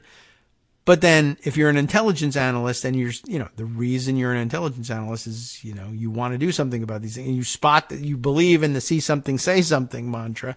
So you say something and then nothing happens. Well, that's dispiriting. Anyway, domestic terrorism analysts. That's the issue. That's right. We take international Islamic terrorism seriously, but domestic stuff, remember we were still operating under the, right-wing people have protested our, correctly identifying them as the source of most domestic terrorism. Let's back off. We are still in that mode, maybe. The domestic terrorism analyst with the Department of Homeland Security saw a link to a website where people are actively at that moment doing all the things that are supposed to raise alarms. There, the analyst witnessed upwards of 500 pages worth of potential threats to national security, including people urging others and discussing how to smuggle illegal weapons into the nation's capital and avoid detection by law enforcement. Now, here they have been detected by law enforcement, and yet still. The DHS intelligence analyst also saw, quote, discussion references of overthrowing the U.S. government by force / sparking a second civil war, and veiled credible threats of violence toward other U.S. persons who were perceived enemies, specifically members of Congress and other federal employees. Like so many Americans, I watched the events of January 6, 2021 transpire, shocked, scared, and horrified. But for me, there was a deeper connection to the event. I was one of the DHS intelligence officials charged with trying to prevent that day's violence, the intelligence analyst wrote in a 4-page letter provided to Inspector General investigators. Yahoo News obtained a copy of this letter and the unredacted version of the final Inspector General investigative report documenting this analyst's efforts and dozens of credible threats that DHS saw but did not act on at the time. Well, bring them here to Loudoun County. They'll all be indicted for perjury then. What started as a literal fishing expedition Why was he doing that? I am curious about that. It turned into a failed 16-day effort to sound the alarm and push the various parts of the DHS intelligence apparatus into action. The office created reminding us of just what we discussed at the top. The office created in the wake of 9/11 to share intelligence more broadly and prevent another catastrophic attack, failed to share its intelligence ahead of another catastrophic attack, the January 6th U.S. Capitol riot. Over those 16 days, this analyst and others inside DHS's Office of Intelligence and Analysis saw the plot unfold in excruciating detail. They watched as maps of the Capitol access tunnels were circulated online, along with tactical information, about how to smuggle illegal weapons into D.C., and which radio frequencies to use for communications during the attack. They saw threats to members of Congress and local D.C. and Capitol Police and operational plans for the attack. They saw online posts by people who said they had put their last will and testament in order and told their children they were going to Washington, D.C. to defend the country and were willing and expecting to die for their cause. We've read those stories, because they successfully made them to us shortly after the attack anyway, if not necessarily beforehand. But lots of us also saw discussion of, if not the discussions of the attack, then the discussions of the discussions online ahead of the attack too. It is pretty frustrating, I must imagine. On January 6, 2021, of course, a mob of President Donald Trump's supporters, as well as white supremacists, Proud Boys, Oath Keepers, militia, and other violent extremists, and remember what we learned the other day about the word for the equivalent of our militia over in Germany, arrested in a Reichsbürger plot, that their word for the militias is Homeland Security. There's a real irony for you. So anyway, all of those people stormed the Capitol in an attempt to stop Congress from certifying Biden's win. The attack left more than 100 police officers injured and is tied to at least 9 deaths, including suicides, and over 880 indictments have been issued, according to a recent Senate report on DHS and FBI domestic counterterrorism failures. Another one. Yahoo News obtained the unredacted copy of a March 2022 DHS Office of Inspector General report and underlying materials, including the 4-page letter written by the intelligence analyst who did everything possible to warn of the impending attack. Yahoo News is withholding the name of that analyst after DHS expressed concerns about the analyst's personal safety. I don't know why the rioters would be mad at him. They didn't do anything to prevent their riot, but okay, I know what they're doing. It's unclear how many or if any of the people DHS tracked but did not report were directly involved in the attack, but the methods and tactics discussed online match up with those used on January 6th. What a surprise. For example, the Inspector General report says that in a December 29th post on a forum with over 5,000 likes and 250 comments, one user suggests bringing hooks and ropes for taking down fencing and breaching the Capitol complex. Either way, the threats clearly fell under DHS's obligation to alert other law enforcement agencies. Now, another section here, DHS's duty to warn. I guess we'll be finishing with this today. It's going to take us all the way to the end. It's a longer article than I thought. DHS's Office of Intelligence and Analysis is the sole intelligence agency in the U.S. government charged by law with sharing emerging threat information with its vast network of federal, state, local, and tribal partners across the country. This is referred to as its duty to warn. And yet, in the weeks leading up to January 6th, this arm of DHS produced no warnings, no bulletins, no alerts, and no other reports on threats it was seeing, documents obtained by Yahoo News show. What were you doing? I don't know. We were busy. It was the holiday season. We were shopping.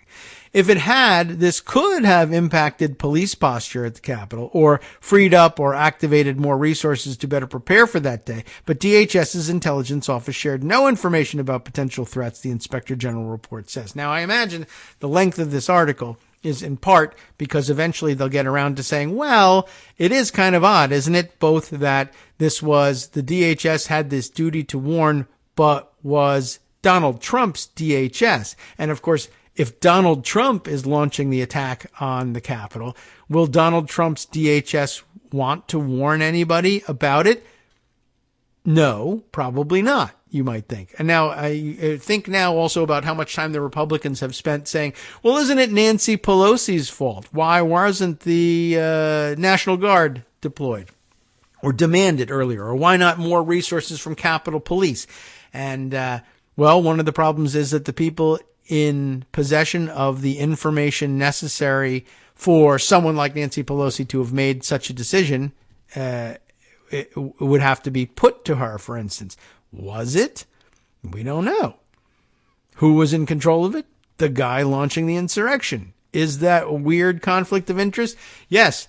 Maybe it isn't, though, an inherent flaw in the DHS system because, I guess it could be an inherent flaw, I suppose. But remember that way back when, in 2000, I don't know when, we got around to establishing the Department of Homeland Security, we probably didn't contemplate, well, what safeguards do we have in place to make sure that the warnings get disseminated if the people we're expecting to launch the attack are the people who are nominally in control of the Department of Homeland Security? And we would have said, that's crazy because we have international Islamist terrorists in mind, not domestic terrorists. But what about them? Well, actually, you're the real terrorist for saying they're terrorists. And that was official policy for quite some time. So that's problematic. Anywho, so yes, if it had disseminated that information, yeah, that could have impacted police posture. So we'll have to blame that on Nancy Pelosi instead because we were covering it up. The Capitol Police declined to speak to Yahoo News specifically about what information or warnings it did or did not receive from DHS, but said via email that their department has already improved the way we share and receive intelligence with law enforcement, et cetera, et cetera. So it's all getting better. Won't happen again. Anyway, inside DHS, the young analyst led the charge to activate the mechanism put in place to share critical intelligence among agencies. That person's attempts to sound the alarm were shut down, delayed, or flat out rejected at every turn, according to the analyst's written account provided to Inspector General investigators and an unredacted version of that final investigative report and other materials obtained by Yahoo News.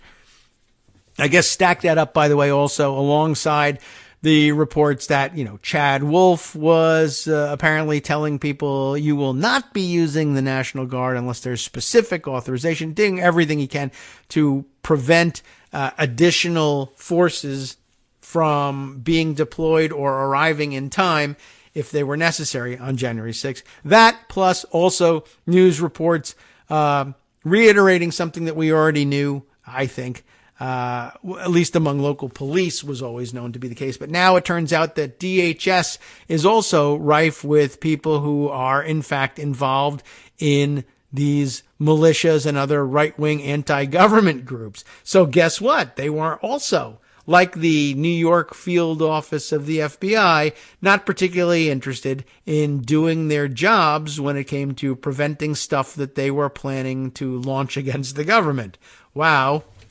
I can't believe it. Once again, though, our system and our laws not set up for threats from the inside. And I guess we have to keep that in mind next time we're drafting these things for the new Department of Homeland Security, or whatever we end up calling it. Okay. These systematic failures in the run-up to January 6th raise questions about DHS's ability to fulfill its core mission and about the future of its Office of Intelligence and Analysis, now helmed by Undersecretary Ken Weinstein. But, of course, these questions shouldn't be falling they have to fall to a Biden administration official because that's who's in. But what the Republicans on the committees of jurisdiction will no doubt be doing is saying, well, why didn't you prevent it then? You're the real scandal. Well, no, I wasn't in office.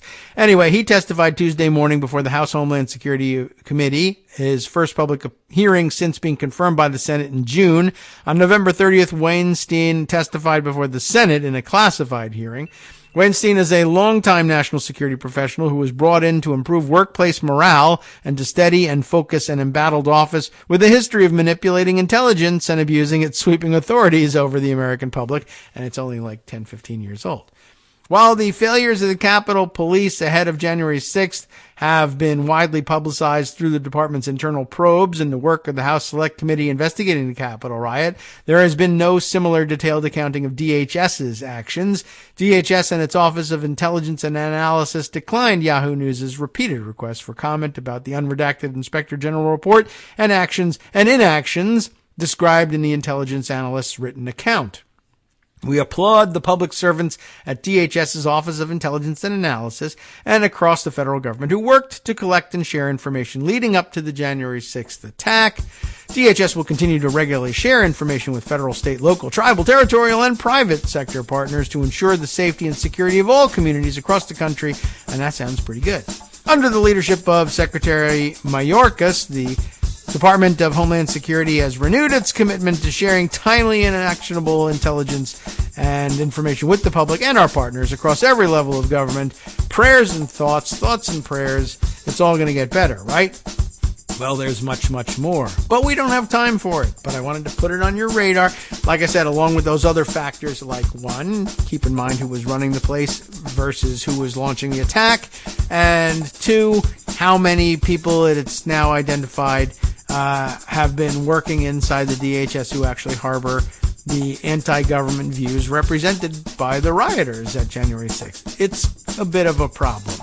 All right, we got to wrap it up. We still have Friday to analyze these things or to share more about the Mark Meadows text. I mean, what have we been reading? What we didn't read today is about how the White House Chief of Staff was the conduit between members of Congress whose building was being attacked and the White House, who was essentially launching and coordinating the attack and making sure that the Department of Homeland Security didn't do anything about it, even when they knew that it was coming and that its analysts were worried about it. Oh, hey, time now for the West Coast Cookbook and Speakeasy. We got to end here. NetworksRadio.com. You have been listening to Kagro in the Morning with David Walt. Well, I wouldn't be at all surprised if that was a topic of discussion for Justice Putnam and his program coming up next. Let's see what else is getting top billing. Stephen Miller's law group says it's fighting racism against white people. Much needed. And then, of course, a collection of stories. Here, Arizona Governor Doug Ducey gets a mention. Stay tuned and find out what's up with him.